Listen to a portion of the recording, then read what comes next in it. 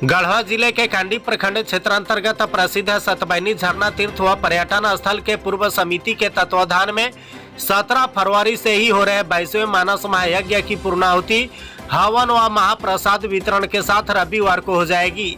आयोजित उक्त महायज्ञ में दूर दूर से श्रद्धालु पहुंचे। पहले सुबह से ही यज्ञशाला की परिक्रमा करने हेतु भक्तों की लंबी कतार लगी रही। वही शोभा बढ़ा रहे झूला परिवारों व बच्चों को झूलते और आनंद लेते हुए प्रसन्न मुद्रा में देखा गया।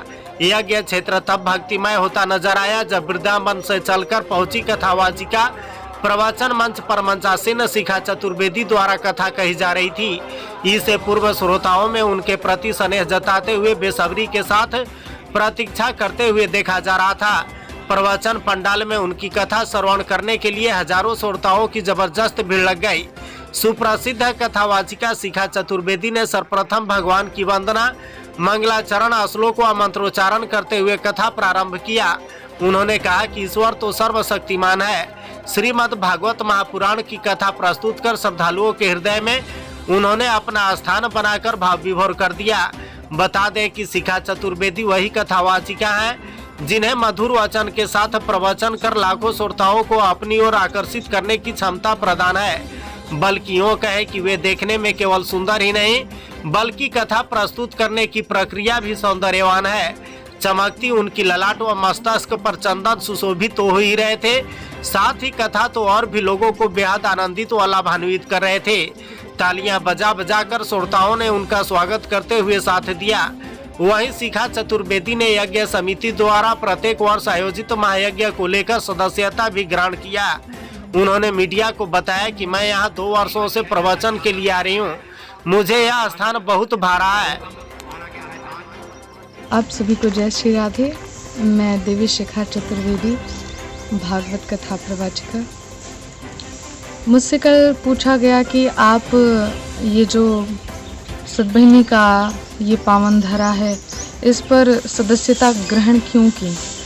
तो मेरा मुख्य उपदेश यहाँ पर आप लोगों तक पहुँचाना यही है कि यहाँ से मेरा बचपन से लगाव है। सबसे पहले तो यह मातृभूमि है, मेरी जन्मभूमि है, तो मुझे बड़ा बचपन से लगाव था और 2 वर्षों से मैं यहाँ पर आ रही हूँ, जिससे संत महात्माओं को देख करके ऐसा लगा मुझे भी मेरे ऊपर मैया कृपा करे ताकि मैं भी सदस्यता ग्रहण करूँ।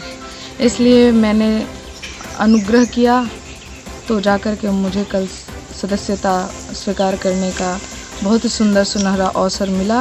ये मेरी बहुत ही आप सबों पर कृतज्ञता है और बड़ा ही अच्छा लगा मुझे। माता सतबैनी की कृपा है मुझे। ये मेरा पठन पाठन तो श्रीधाम वृंदावन से अभी हो ही रहा है और मैं काफ़ी कथा तो कर चुकी हूँ झारखंड, बिहार में।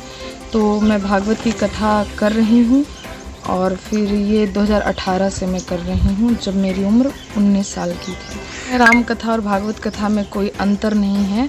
मैं भागवत कथा भी करती हूँ और आगे मैं राम कथा भी करने वाली हूँ। चैत्र से मेरी राम कथा भी होगी, इसलिए ऐसा कोई भेद नहीं कि मैं नहीं करूँगी। सतबैनी के लोग तो वैसे स्वयं से ही समझदार हैं। जो 22 वर्ष से यह सुंदर यज्ञ का आयोजन हो रहा है, पर रही आम जनता, आम जनों की बात, तो यही संदेश देना चाहूँगी कि ये जो अपने छोटे छोटे बालक हैं उनको अन्य शिक्षा के साथ साथ थोड़ा बहुत रामचरित मानस का ज्ञान, भागवत का ज्ञान अपने बालकों को अवश्य देना चाहिए ताकि हमारी संस्कृति, सनातन धर्म बचा रहे, क्योंकि आगे आने वाली पीढ़ी ही इस धर्म के स्तंभ है।